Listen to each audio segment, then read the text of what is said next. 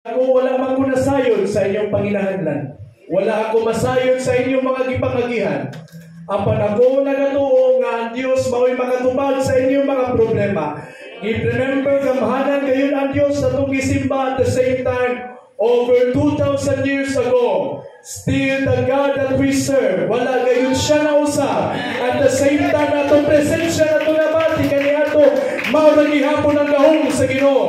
Doon dili nato makita ang iyang mga milagro kaniadto. But if we claim that the God is a miracle worker, we believe mga igsuko until now, mabati gihapon nato ang gahong sa balaang Espiritu Santo. Sa walay paglangay manindong tantanan. Praise God. Thank you, Jesus. Sa libro sa Acts chapter 27. If you have a Bible with me, will you please open in the book of Acts chapter 27. Verse 10 nagingon, and said unto them, Sirs, I perceive that this voyage will be with hurt and much damage, not only of the lading and ship, but also of our lives. Amen. Verse 11, nevertheless, the centurion believed that the master and the owner of the ship more than those things which were spoken by Paul. Verse 13, and when the south wind blew softly, supposing that they had obtained their purpose, losing thence, they sailed close by Crete. Verse 14, but not long after there arose again in a tempestuous wind called Euroclydon. Verse 22, and now I exhort you to be of a good cheer, for there shall be no loss of any man's life among you, but of the ship. Verse 27, but when the 14th night was come, as we were driven up and down in Adria, about midnight the shipmen deemed that they drew near to some country. Verse 28, and sounded and found it 20 fathoms. And when they had gone a little further, they sounded again, and found it 15 fathoms. Fathom means kalalong. Verse 29, the fearing lest we should have fallen upon rocks, they cast 4 anchors. Amen. Bantayin niyo na mga pulong out of the stern and wish for that day. I would like to you to preach inubanan sa gahom sa Ginoo with a revelation of the Lord that says the anchor. Amen. Yes. We need the anchor of our spiritual being. You know what anchor means? Na makita nimo sa barko. O niya natin sa tubangan, nasa likod o nasa tubangan. When the captain says, drop the anchors, then ang katong mga angkla, pagbantay, kinahanglan ninyo itapon ang inyong talunggan. Kay inipagkanaog na sa angkla, pirting sa baa. Ingunana siya mga igsoon ko. That's why we need the anchors of our spiritual. Because we need these anchors in these last days. May I request Pastor, please pray for more anointing and this. Dalaygon ka Ginoo sa wala kayo'y katapusan. Nagaduol kami kanimo makausapa. Nabisan ang imong mga pulong Ginoo gibasa taliwala sa imong mga katawhan. Nag-ampo kami o Diyos, nga bisan pa Ginoo ang imong mga pulong, mo'y magpahimanglo, magtudlo sa matang usa kanamo, ginamit ang imong magwawali nini nga kabuntagon Ginoo, o dihugan mo siya, gamiton mo siya Ginoo, tagahay kaalam nga ang imong mga pulong maghatag kalikon sa imong mga katawhan. Bisan pa Ginoo sa among mga kaigsuonan nga magapatalihog nini nga kabuntagon, mahimong inablihan ang among salabutan, may nablihan ang among kasing-kasing pinaagi sa imong mga pulong. Dalaygon ka among kaning gisalig itugyan kanimo Ginoo, in Jesus name. Amen. Praise the Lord, praise the Lord. Pwede na kamo magapanlingkod sa lahat. Now, sa Acts chapter 27, makita nato ang storya may tungod kang Apostol Paul. Nasa dihang idala siya sa maong katuyuan alang sa pag-atubang ni Caesar. Kay dunay saad sa Dios na gihatag na mensahe para kang Caesar. That's why Apostle Paul iyang gituman para sa paglawig padulong dito sa maong Roma. Now, number 1, Paul set sail as a prisoner. Along with the prisoner sailed headed to Italy under the charge of the centurion named Julius. So karon na isuko sila naglawig dito sa costa sa Asia, Minor or gitawag modern Turkey, shipping at various parts. Now Luke, the writer of Acts, Aristarchus, a fellow believer, was accompanied by Paul at that time. Karon at kadua, as a winter approaches, Acts chapter 27 verse 10, man, I perceive that this voyage will end with disaster. Napasidaan si Paul nga adunay dakong bagyo may tabo sa ilang paglawig o adunay gayoy mawala nga mga kabtangan, not only of the cargo and the ship but also our lives. But however, the centurion, the ship's captain, more to believe sa mga kapitan. Wala nito ang mga centurion o ang kapitan sa maong barko sa warning ni Pablo. Instead, ilang gipaminaw o sila nagpadayon sa lawig. Then number 3, at first, a gentle south wind made it seems like the journey will be smooth. Apan, sa diyang though smooth ang ilang paglawig, sa diyang nag-travel sila a long way to Rome. Aduna gayoy violent storm, kalit nga maong dagong maingingon, Euroclydon. And Euroclydon means it is a two combined Greek words. Euro means east wind, and Clydon means wave or surge. Now, if you could say what's the meaning of Euroclydon, it is a cyclonic tempestuous northeast wind. Tempestuous means storm surge. Pinakadako nga maong bagyo na ilang na-encounter. And then sa dihang niabot ang maong Euroclydon or bagyo, the ship is caught in the storm o ang barko naglisod o control tungod sa kakusog.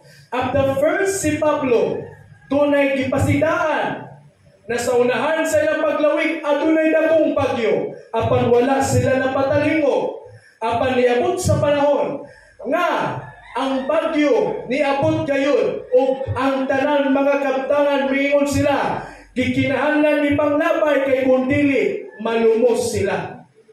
That's why gipanglabay ang mga kargo, tanan mga o sa gipangkarga niya, gipanglabay dito sa barko, gikan sa barko.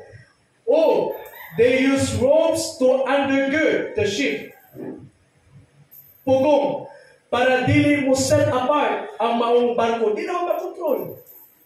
Di na makontrol. So muna siya to prevent. O sa ilang panahon, wala dyan makita bisang usang bituon. Wapoy makita nga usa ka hayag. Meaning to say, wala kay makitang paglaom. So ingon ana di ay ka nga grabing bagyo na ilang nagihan. Walay paglaom. Mo na ang barko, mo na gipalingkamutan nilang pira. Kay kung dili nila palingkamuton og pugong, ang barko gayon maguba ug ang tanan mga katawhan mamatay. Amen. Karon ikat-4, after the days without food and in despair, Paul stands up and speak. Pinakauna na pasidahan si Pablo nga adunay bagyo. But sa libro sa Acts chapter 27 verse 22, ang Ginoo nagigsulti, take heart, for there will be no loss of life among you, but only of the ship. Sa dihang nabati na nila ang tunay dakong miserableng kinabuhi, dakong bagyo na ilang nagihan, ang pantunay something nga hunghong na gikan sa Dios nga tingog na ningon. Take heart, meaning to say, aduna pa rin paglaom ang Diyos na gikahatag kanila. Tunay instruction na gihatag sa Diyos, which means tunay dakong paglaom as long as mo undergo ka. That's why he explains that an angel of God appeared to him assuring that he must stand before Caesar. Pablo, kung ikaw mapabilin ka nako, dili gayon ka mamatay. O remember ang akong saad kanimo na mga pulong imong ipaabot kang Caesar. Paul was standing in the promises of God. Amen. Number 5, on the 14th night, the sailors sense they are near land. Nakita nila ang maong kalalum, na nakita na nila ang maong babaw na sila hapit, or 14 fathom. So, hallelujah, the sailors try to escape. Sa dihang nakita nila ang kababaw, nisakay sila, muattempt sila og takas. Apan si Pablo nagingon, dunay instruction na gihatag sa Dios, unless these men stay in the ship, you cannot be saved. Apan ang kadtong mga sailors, muattempt sila og takas. Remember, kung mapabilin ka sa barko, paminawa ang instruction sa Dios ug makaplagan nimong kaluwasan. Apan kung dili ka maminaw sa instruction, magpakamaniupla ang imong sitwasyon, mamatay gayon ikaw kay gumikan sa imong pagbuot na desisyon. That's why, fearing they will crash into the rocks. And then pag-abot sa Acts chapter 27 verse 29, Paul said, drop the anchors. Yes. Praise God. Sa diya nakita na nila na dunay bato, ang dunay maong instruction, drop the anchors. And then pag-drop sa maong angkla, wala na sangko sa yuta. Oh, hallelujah. Upat na nakaangkla, pero wala gihapon ni sangko sa maong yuta. O karon ang katuyuan na lang gihimo aron mo hinay na lang ang dagan para dili mabangga sa mga bato. So, sa diyang para dili sila makatakas, gitanggal nila ang mga pisi. Ang mga lifeboat wala na. Kaya gipanghawa naman. Kaya para dili sila katakas. Kaniadto wala naminaw sa ilang kapitan sa maong barko. Apan si Pablo nahimo og kapitan sa ila.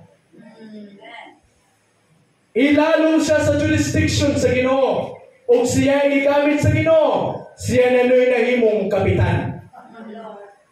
Praise God. Hallelujah!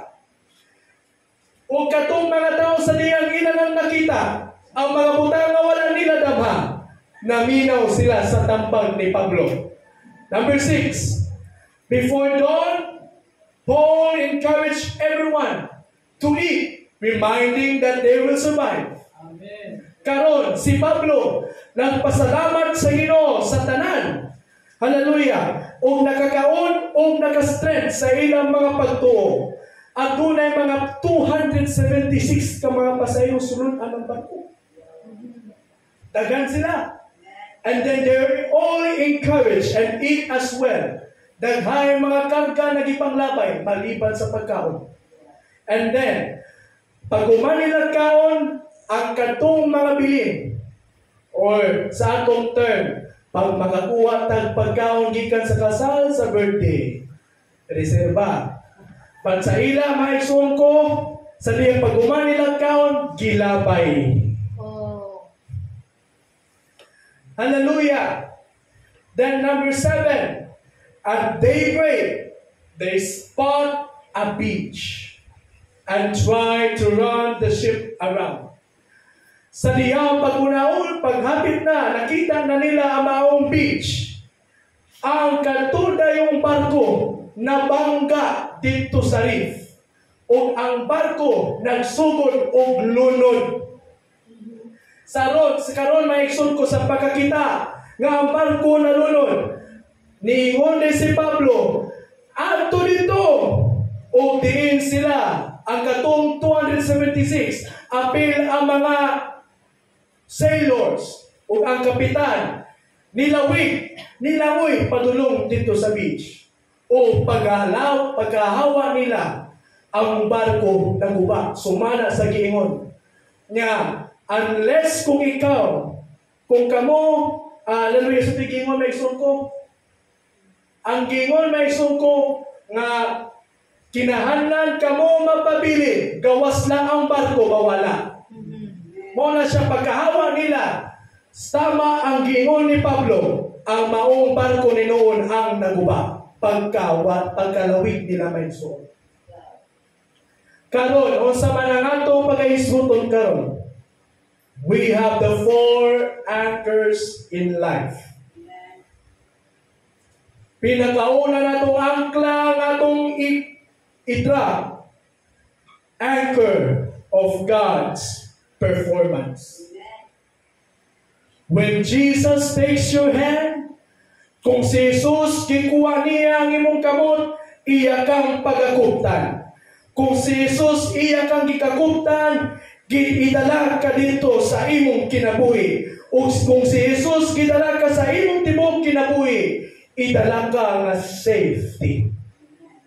Now, mingon ta, matun pa sa kanta, if Christ is in my vessel, I can smile in the midst of the storm.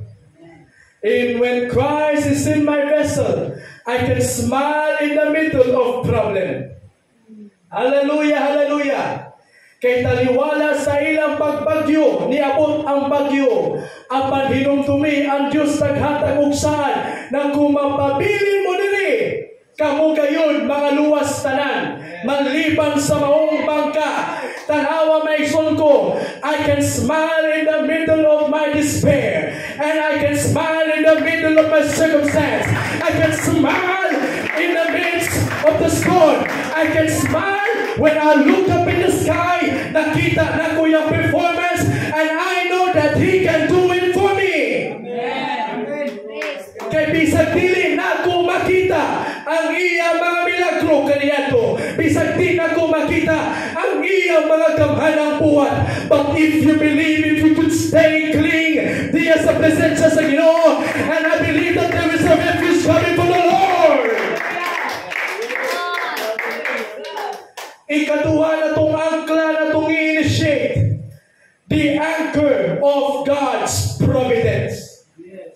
Woo! Mingon tag providence, for it is a protection or protective care of God of nature as a spiritual power. Now, the protective care is based on by God's appointment. Ikadua, in His keeping. Ikatulo, under His training. Then, ikaupat, for His time. Karon maigsoon ko, sa panahon sa ilang paglawig, si Pablo naghatag og pasidaan. Karon, niingon si Pablo, kung magpabilin mo, kung muhawa mo diri sa bangka, kamo gayon mamatay. But there is a deep message from the Lord. Niingon siya, I want you to hear this. Kanang nakita na ko ang attention. Why the sailors attempt to escape in the midst of the storm? The reason why they don't stay into the deep or into the ship, because you feel safe on the shore. Come on. Hallelujah. Praise. Hallelujah. Without knowing, you can be able to see. Diha sa maong bangka makakita kag mga kahimulungan sa Dios. The Bible said if you could stay on the ship, you will see the great works from the Lord. Kay kain mo ba ang mga isun ko? Apunay ng alagad, pero ang ilang pagtuon nagyapon sa babaw. Dugay ka ng alagad, munang daghay ng abaslay, kay wala nila nasabtan. But if you could try to explore, you will see the great miracles from the Lord. Hallelujah. If God invited you, hallelujah, to go deeper, but your doubt says no. Yes. God. Oh. No! Dili ko! Mamatay ko! Dili ko kasaligan na ng mga butanga. That's why when your doubt says no, that's why you still remain. Kutob na giyapon ka sa babaw, sa balas, sa maong baybayon. That's why di ka kaanto dito sa pinakalalo. You cannot see the great works of God. But when God invited you to go deeper, if you trust God, you will see great mighty things to God's appointed time. If you want to see those things, you need to be trained first. That's why God is inviting you to go deeper. How can you ask God great mighty things kung dili ka moagi sa mga pagsulay? How can you ask God na gusto ka makasaligan ko sa dagong mga buta kung dili ka ihimong kasaligan ko sa gamay mga buta? Yes, Lord. Come on. Hallelujah, hallelujah. That's why in Romans chapter 8 verse 28, and we know that all things work together for good to them that love God, to them who are called according to His purpose. That's why ang katong mga nahigugma ni Kristo, that's why ang Diyos maningkamot aron bansayan ka, aron tutloon ka, aron ipa-experience ka sa mga dagkong mga buta, kay dili lamang garantiya nga motuo ta. That's why ini pagabot sa pagsulay, dali ra ka matumba. It doesn't matter unsa ka dugay sa mong pagpangalagan. Bisag pioneering ka, nahimong kang parte diri sa New Hope for how many years or sa muang bayugan. But it matters unsa kalalo ang imong relasyon diha sa Ginoo. Because in the last days, ako na gayon mga kasupakon sa lamang kaugalingon, magtubag-tubag pagsugod-sugod sa lamang ginikanan. But God wants His people to direct the path through eternity. Oh. Hallelujah! Ang ikatulo, the anchor of God's promise. As Paul weathered that long, terrible storm, the Lord came unto him with a precious promise. He reminded Paul that he would stand up before Caesar, and dili lang mao niya ang katuyuan para po ang katong mga tao nga naa dito sa bangka makabalun gayon og kaluwasan. Pinakauna, brighter days. Kung aduna kay mga kangit-ngit nimo mga problema, lalong na imong mga problema na puyo kataliwala sa mga dagkong, apan ang Diyos dili gayon siya magpabaya. Kaya ang Diyos gayon mangitang paagi aron ang iyang kanakan mabalik siya sa iyang mga diilan. Amen. That's why when you receive the power of God, There is a promise from the Lord. Remember katong mga tao nga adunay mga sirkumstansya, adunay mga problema sa ilang kinabuhi. Remember the Lord, hallelujah, has given you a promise that there is a rainbow after the rain. Meaning to say, for now on you will suffer, but time will come. You will receive the great joy from the Lord. Because when you receive the Spirit of the Lord, there is a joy. That's why pag umani mong pilak, diya ni mo mabati ang katagbawan. Sa diya nga mo tulo na gali ang imong mga luha, ang Diyos na kasabot sa imong mga luha. Meaning to say, God knows what you need. But say, praise the Lord. Ikadua, deliverance. Ug alang sa mga napuno sa mga addiction, o sa mga butang na makapalaglag kanimo. But remember ang saan sa Diyos that He will deliver you up. Matong panibrado ng utana. And lead us not into temptation, but deliver us from evil. Unsay pasabot anak, brother. I told them that we've experienced temptations. We experience temptations, and temptations is not a sin. But when you get used to it, it's a sin. Yes. Again, when you get used to it, it's a sin. But deliver us from evil. O itugyan mo ako gikan sa kadautan. That is why the Lord's promise is when you feel guilt, kung nabati nimo ang konsensya, hinumdumi, abli pa ang kaluwasan sa Diyos. Now it's the time of your salvation. Ayaw ilagay ang imong kaugalingon. Though we can serve God, makaalagat ta sa Diyos, but in a hypocrite way. Mangalagat ta sa Diyos, bisa pagdili na mo makabalo, unsa ang inyong kaniadto, ang pagkatindi mo kaya mailan ang Diyos. That's why pilit na magapadayon, pero pilit na mag-inuprikot mo. Amen. Amen. Pilit na magpagkarong inon. I worship you, but pwedeng ikaw ba? You can sing here in the stage. You can play music, piano, guitar, bass, and drums, any percussions, orchestras. But walay kahon sa Ginoo. You cannot fool God.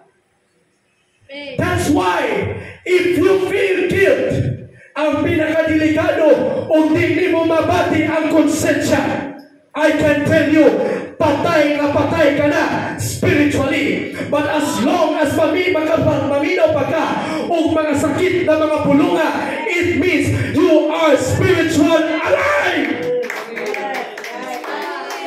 Ang delikado hindi mo mabati ang mga kasakit, matang pulong ang mutagos sa imong dughan. Mao na naikilingon ang sign, you are now spiritually dead. Kaya bisa kung saan pagliso sa inyong dalan, dili gihapon ka mapadung sa eternidad. That's why you cannot stand here in a hypocritical way, because God sees you.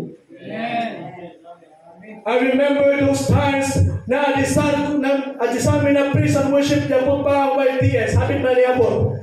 The Lord sent me a message. At the first time din ako mabati maghawid o mic. Ko, Lord, unsa man akong gibati. That's why ingon ako mga igagaw nagingon. Hallelujah. Kung naagin ni kay problema, ayaw itala sa simbahan. Pero ingon ko, dili na ginamao. Amen. It is the first time na nag-anak ko sa kuntiin. Dili na ginamao. I was about to speak about what's happening in my heart, but I can't speak. But then, niyato ko sa music room. And I pray, kneel down to God. Lord, unsa man niya ang akong gibati. Di man ako ni masabdan. Lord, makapakita ka, unsa mong bot pasabot niini. But then the Lord sent me a message. For the Lord has a difficulty to descend His power if our heart is full of lust.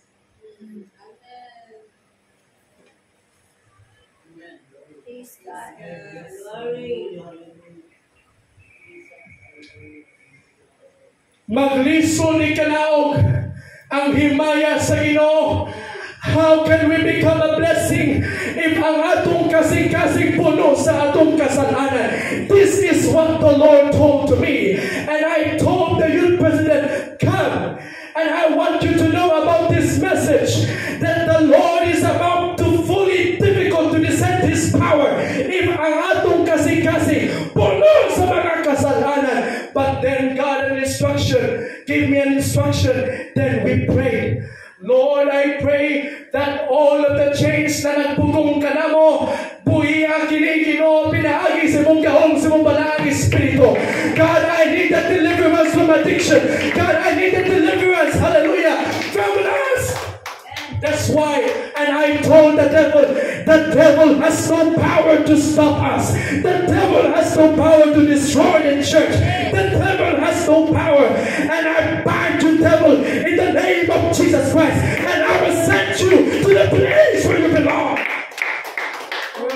But then, pagabot sa youth rally, nagsugod na dayon ko upang propesiya dayag sa maong pulong sa Ginoo na iyang gihatag kanako.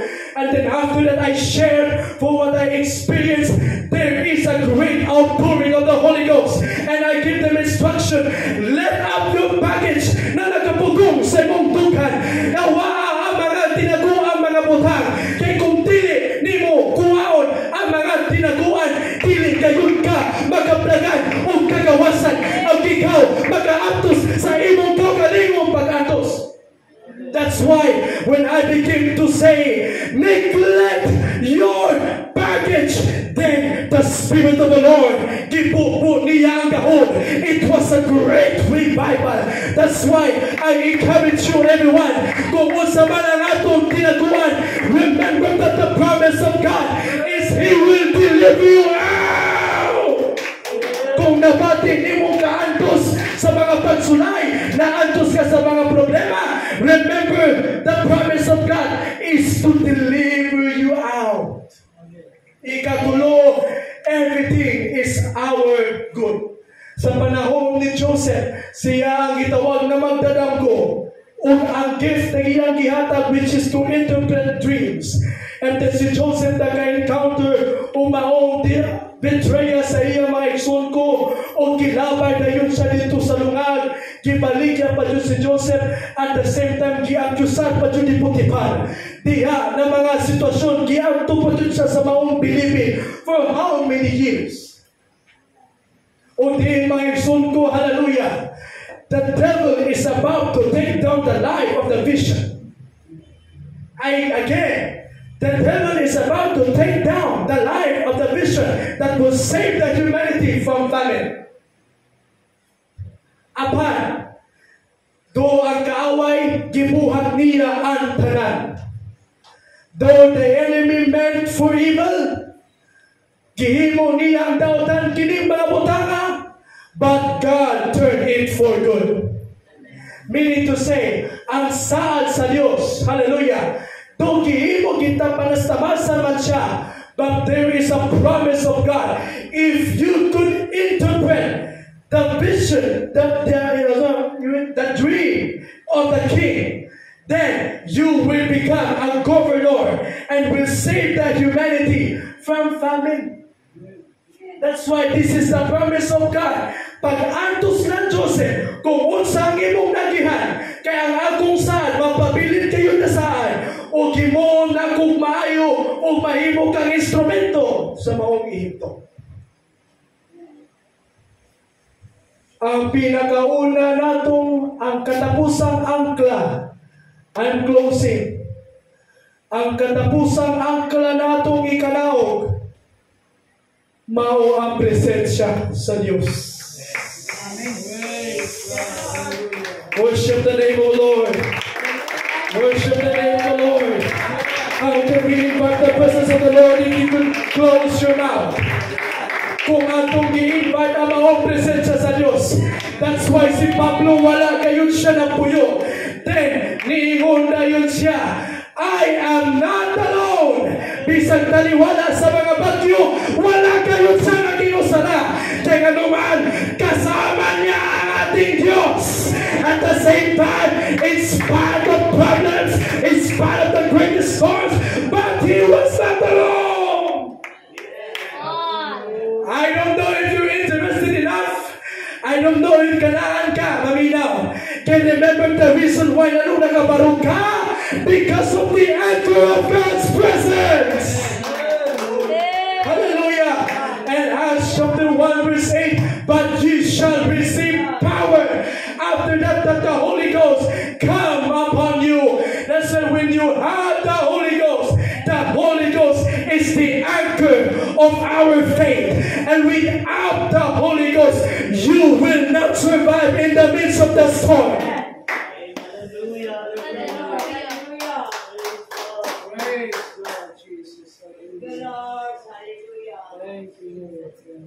Ikaw nga taphaw o pagtuo, nag-ampok ka. Lord, gusto ko maka-overcome ang mga problema. Gusto ko kagulanan sa pamilya, tanan mga sirkustansya ng imong nagihan. Pero ikaw nga taphaw o pagtuo, sa dihang nagluhod ka, imong girilis ang pagkaangkla, pero wala kaabot ang angkla dito sa solid ground.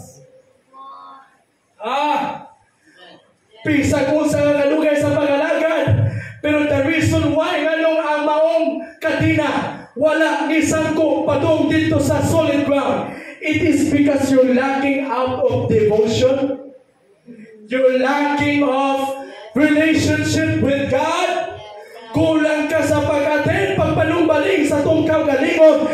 That's why when you drop the 4 anchors, dili kayon makaadto dito sa yuta nga piti ka kay.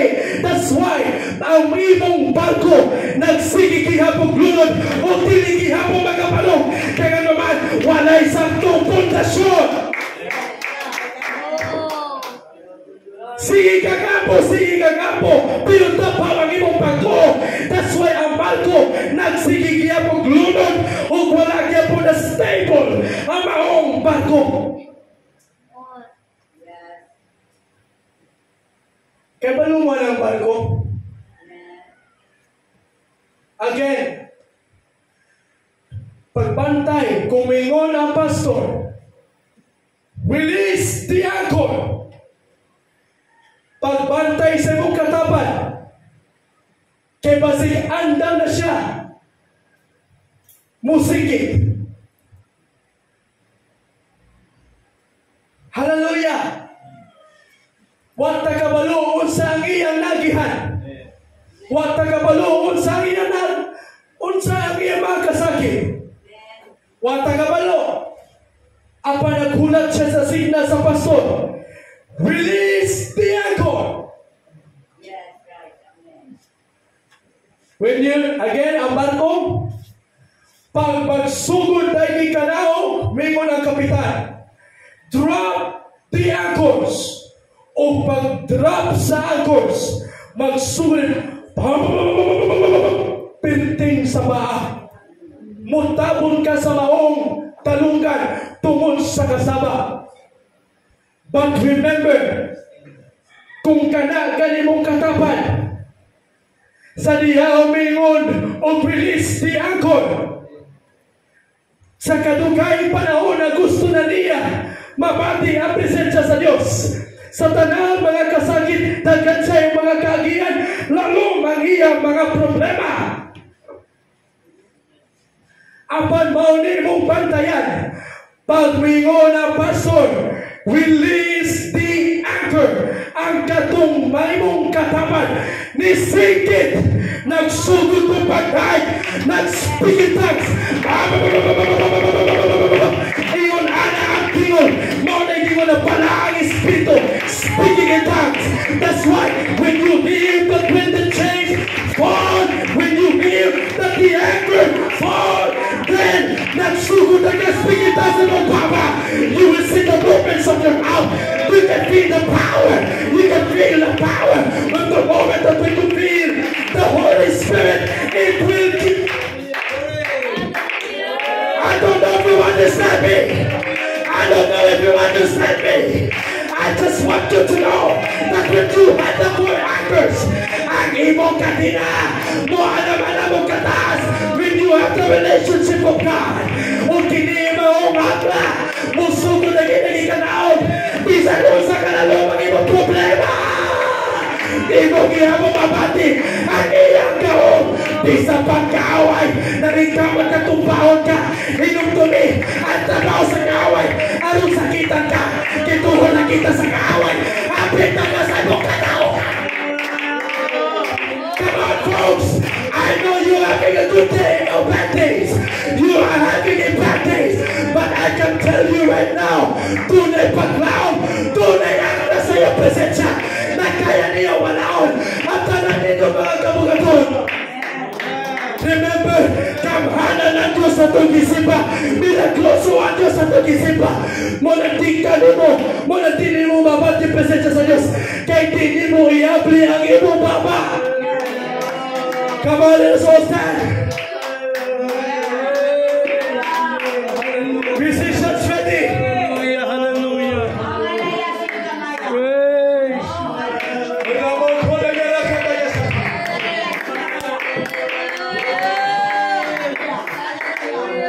Hallelujah, hallelujah. Hallelujah, hallelujah. We need the anchors, these four anchors in our life in these last days. Daghan kayo na tumba kumikat sa problema. That's why we need the anchor for us to strive.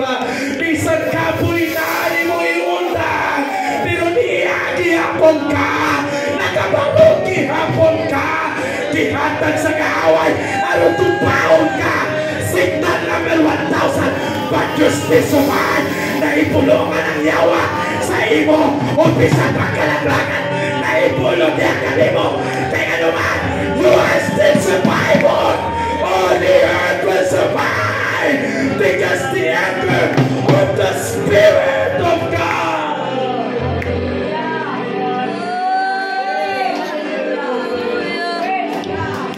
I want you to put your hands diri sa inyong ulo. Diri, come on, come on, come on, come on. Ang isa ninyo kamuti pataas. When I say, drop the anchors, magsabay tagsigit, upat sa gaon sa Diyos, kutong sa imo makakaya, kutong sa mga kasakit, sige kutong takuman ang imo kasakit, isakit niya sa Ginoo, gusto na ka mo sakit, tungo sa mga pagsulay, sige, and the count of 3, 1, 2, bago ka nila church,